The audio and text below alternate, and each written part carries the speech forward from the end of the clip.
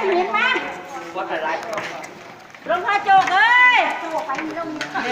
วงพ่อโจ๊กมีบนกิ้วด้วยนะมา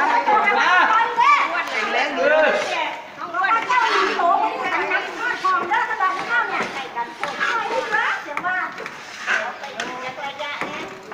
จะว่าลาเล่นเด้อเน้นเอ้ยพระเอ้ยหลวงพ่อเอ้ย มาลูกไม่ได้กินลงมาลูก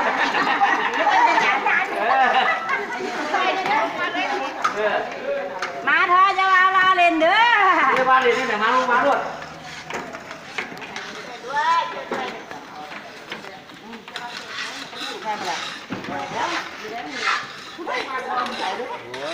ลงมาเอาผ้านั่นเอาไว้เอามาจะผ้าเรียนพอจะอาบน้ำนะมา